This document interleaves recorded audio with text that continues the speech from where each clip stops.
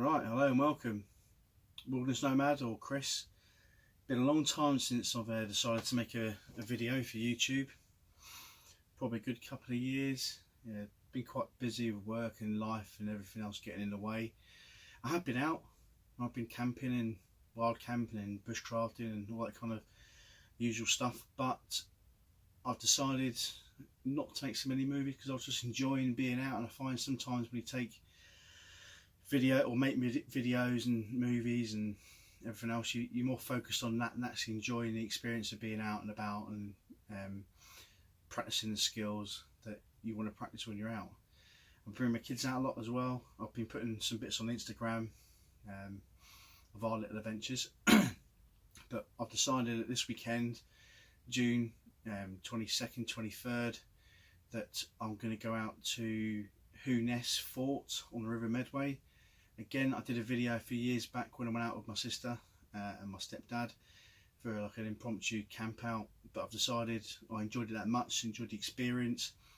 I felt it was time to go back out, and I know quite a lot of people are getting into this kind of historical camping type bushcraft, wild camping scene, so I felt maybe I could contribute a little bit to that and kind of give more ideas to people out there who will inspire someone hopefully who wants to go out and do this kind of thing.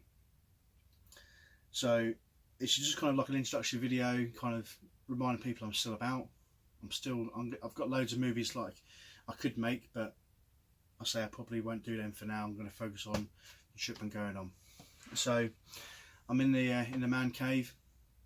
I've got the kit I've got in here. It's a little Lomo canoe bag. I can't remember how many litres, probably about 20 or 30 litres it is. It's not very big, but I say it's an overnighter. We're looking at leaving high tide Saturday morning, which I believe is about 9:55 in the morning. We'll be there prior to that to make sure that we've got the boat ready, we're happy, and we're going to make the best decision on when to move out. And we won't be returning until about the same time the following morning, I think 10:55, so it's about an hour. It jumps an hour. Got my tide timers on my phone and everything else, but I just thought I'd a quick chat about the kind of kit I'm going to be taking. So I've got my Lomo bag, that's in a canoe bag. Again, there you go, it's nice and light, doesn't weigh too much, completely waterproof. I've got in there my little Thermarest roll mat. I normally use this with my Neo Air. Again, it's a good combination, quite comfortable, really keeps in the heat. I have it the full side down, kind of went off the more Skahansky kind of theory that it will reflect the heat away rather than if I have it the other way around it will absorb more cold. I've tried it, personally it works for me, so I'm sticking with it. If it works for me, then I'll stick to it. So all my kit is in here for the weekend. I say it's only really 24 hours if that. I'm going to put this into a bigger kind of Ortleb kind of canoe bag, dry bag, which I've used on many occasions for river crossings and things in a previous life. It's served me well. It's kept me above water. It's when the rest of my body hasn't been able to function because the water's been that cold. It's waterproof. It's done me well, and I'll be sticking that in that just to further waterproof. Everything inside this bag is waterproofed anyway. It's in little individual waterproof bags, and it'll be strapped onto my canoe. So without further ado, I'll quickly go and talk about the bag. So here's the bag itself. Like I said, on the front, smooth me coffee, I've got the roll mat. Now where we're going, Hoo Ness, it's an old Victorian, or even before then, fort. It's kind of concrete, found like brickwork and block work, and I've decided not to bring a Thermarest air mat because sometimes people are over there, they leave rubbish lying around and glass and bits, whereas this can't get punctured. I say I'm not going to, you know, rag it around just for the sake of it, but I know this on its own will be enough for what I'm doing. So there's me. I've cut this one down to 3/4 because what I've done is I've created a roll mat out of 3 sections, a little sit mat, which again serves me quite well. So there's my roll mat there, just some elastic around it just to keep it together. We go into the bag, again 2 buckles, secure it shut, unroll it. Now the first thing I'm going to come to and again it's my choice, is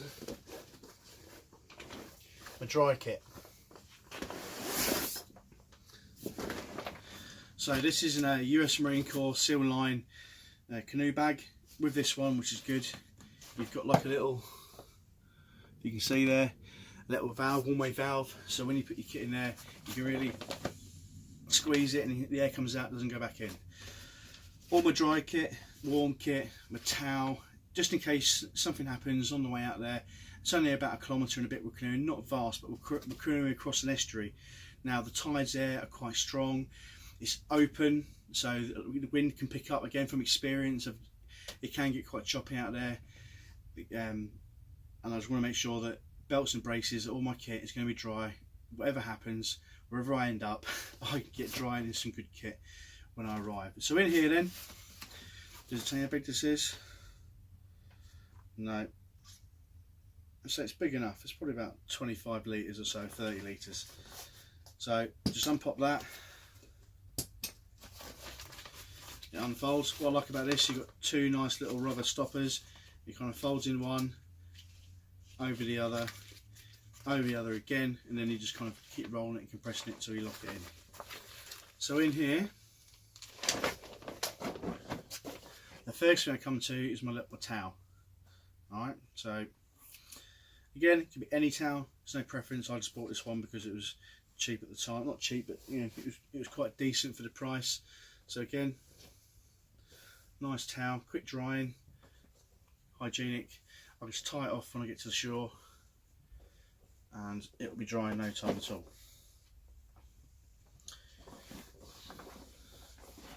Got some tactical gloves, not because it's tactical, but they're just handy. They're quite hard wearing, and they've served me well in many different situations for lifting bits. We are looking for sourcing wood along the shoreline when we get there, and we may do a bit of mudlarking and just general, just investigating. So last time we went there, we went all around the tunnel sections inside and had a good scout around. Again, it's been many years since it's been there. The weather's been quite up and down over the past couple of years, so it'd be interesting to see what state the area is. If I do need to lift things up or have to kind of climb or anything like that, these will protect my hands, especially out there. Got my deputy dog hat, there you go, again just to keep me nice and warm. I'm finding now as I'm getting older I like to sleep with a hat on more because it kind of keeps me a bit warmer, and a neck gaiter, but I've not chosen to bring one this time. Got me warm jacket, again just a standard issue warm jacket, so it's synthetic. I've got a down one, I was sussing up whether to bring a down or keep this one, but I haven't used this much. I've used down lots of times, so I felt I'll give this one a go just in case the weather is a bit cold when we're out. Got me trousers,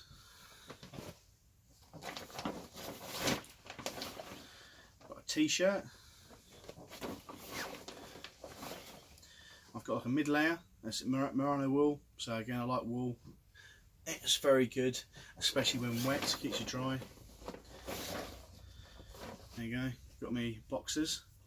Again, there shouldn't be any real need to change clothing while I'm out. It's only 24 hours so I can grog it for that long, but you never know. If I get soaking wet, I don't want to be uncomfortable.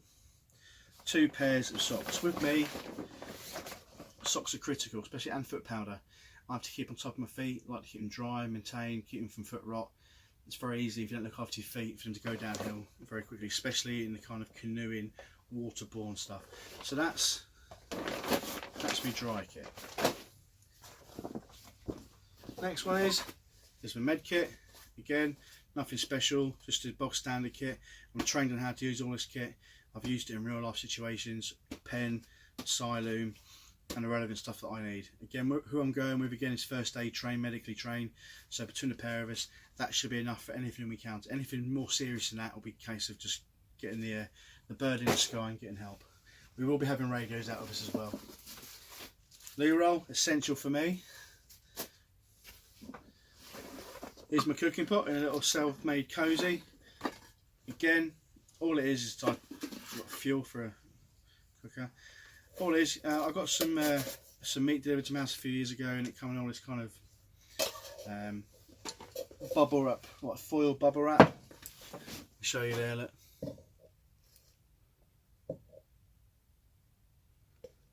And all I did was made a little cosy for it. Titanium pot, nothing special, with a lid. And again, gas.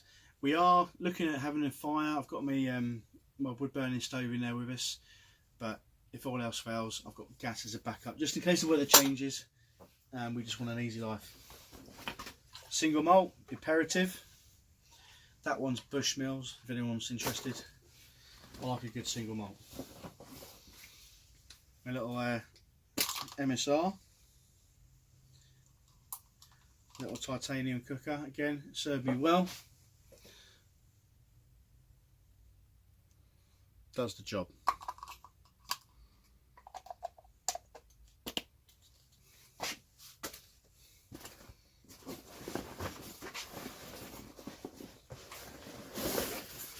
Rations. Again, in here, I'll show you, probably see in the video, I've got breakfast, lunch, dinner, various snacks, various drinks. Just all freeze dried. I'll be bringing water out. In the canoe we've got, we can put water inside it. So plenty of water, freeze dried rations. Overkill really for what we need. Again, this is for me, I'm a bit of a foodie. Again, I've got another little cosy for my dehydrated meals. There's kind of adventure food, a little bowl in a bag type jobby, some noodles. I've been toying with vacuum sealing these. I've not done vacuum sealing for a while. Various snacks, sweets, boilies, biltong, energy bars with drinks. And then here I've got soups, kind of Knorr soups, 2-in-1 coffees, isotonic drinks and hot chocolate, quite important. So that all goes in this little 5-litre bag. Little otter box with fire steel and a lighter, again waterproof. Yeah, it rattles around a bit, I can already fix that, but again, imperative if I need to get fire. Really, I normally just take a fire start, normally gets everything going, cookers, tinder, whatever, but that's what we're taking. In here is my Snug Pack 9, Softy 9. I had it for over 20 years, it served me well, done in lots of different things with it. Getting a bit snug on me now, but hopefully that will change in the near future, but it still fits me, still quite cosy, and that's what I'm sleeping in. Again, in a waterproof bag.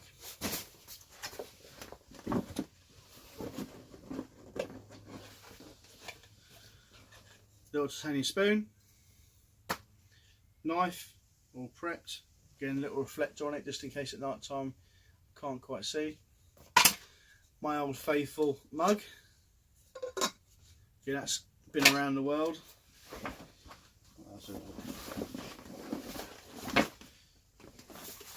And I've got my firebox stove. I've used wood burning stoves, wood gas stoves for many years. I bought this last year, I've used it a couple of times, but I really want to kind of use it more and get to kind of understand how it works best and how it works with me. So we'll be using this, if anything, not necessarily for cooking on, but just for kind of ambient light, bit of coziness with a bit of fire going on. That's the bag. In here it's going to be like my electrical items. I've got a Anchor charger. You can get quite a few chargers out of that for my phone and other items. Headphones, in case I want to watch or listen to Tom Outdoors or Kent Survival, because I'm great fans of them. Alright guys. Head torch. Again, it's a core head torch. Newest torch for me. I've got one similar to that I had for years, but I've just got a bit of upgrade.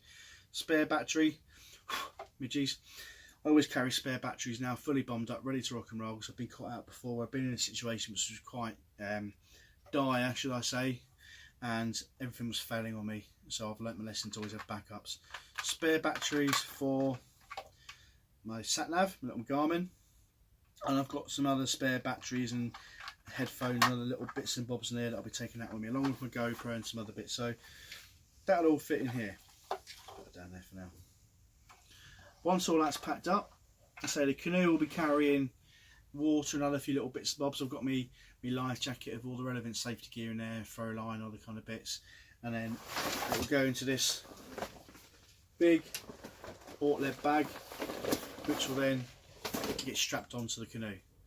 So it's very basic kit that I think I'll need for the time when I'm out there. So we're planning to kind of get over there, have a chill out, have an explore, do some pictures, videos of the actual area itself, a bit of mud larking, because I did a bit before and found loads of little bits and bobs, and I've kind of got into that a little bit more certainly recently. So just a quick short video introduction. That's the kit I've got at the minute that I'm going to be taking out of me.